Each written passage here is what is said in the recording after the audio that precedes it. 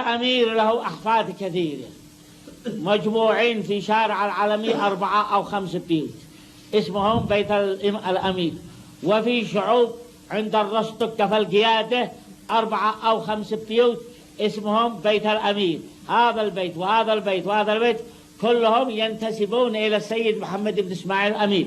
كان قد انقرض أسرته ولم يبقى إلا واحد اسمه علي ابن يوسف ابن إبراهيم ابن محمد بن إسماعيل الأمير.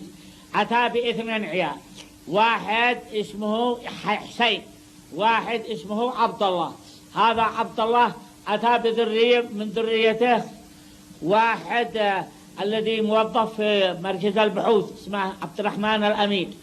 وحسين هذا اتى 6 عيال، وكل بعضهم عولوا وبعضهم ما عولوش، والذي عولوا 5. كل واحد قد معه عائلة، وكل واحد من العائلة قد معه عائلة. أصبحوا الآن أكثر من 100 شخص الآن، ومع أن أصلهم قبل قد كانوا انقرضوا ما بقي إلا واحد.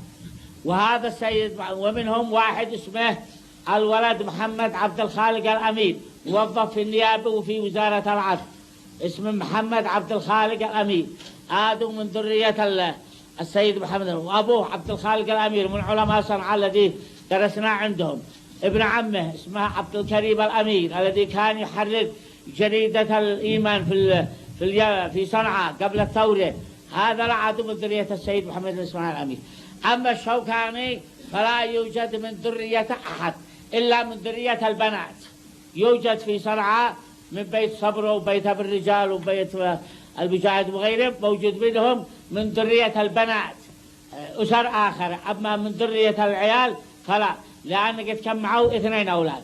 أحدهما اسمه علي توفى قبل ب6 أشهر قبل أبوه، والثاني اسمه أحمد توفى بعد أبوه بحوالي 30 سنة وثم انقرض من جهة الذكور.